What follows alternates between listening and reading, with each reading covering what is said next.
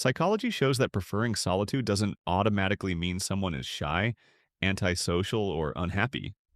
Some people genuinely enjoy being alone.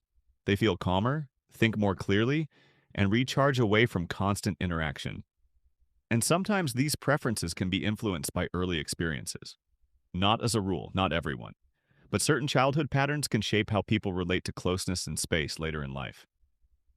Here are 5 experiences that are sometimes associated with people who strongly prefer being alone. 1. They learn to solve problems by themselves. Some children grow up handling emotions, stress, or challenges mostly on their own. Instead of immediately turning to others, they adapt by becoming highly self-reliant. Psychology suggests that repeated independence early in life can strengthen internal coping habits. Over time, being alone starts feeling familiar, and familiarity often becomes comfort. 2. Quiet spaces. Felt safer than loud ones. For some people, calm environments felt more predictable growing up. Maybe home felt chaotic. Maybe there was frequent conflict, pressure, or overstimulation. Psychology shows that early environments can shape what the brain associates with safety. Later in life, solitude may feel less like isolation and more like peace. 3. They spent a lot of time in their own mind.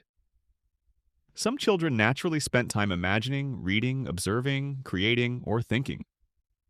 Psychology links rich internal worlds with stronger comfort in solitude. They learned early that being alone didn't automatically mean being bored. Their mind became company. 4. They became strong observers. Some children grow up watching more than speaking.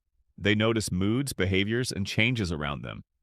Psychology suggests that strong observation patterns can create a more reflective style of interacting with the world. They don't always rush towards social stimulation. They often process first.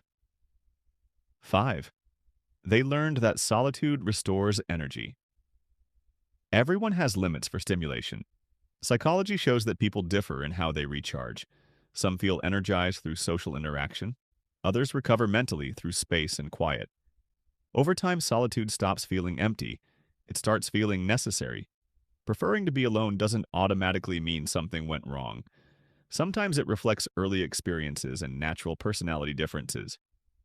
Learning independence, finding safety in quiet spaces, living in a rich inner world, observing deeply, and restoring energy through solitude.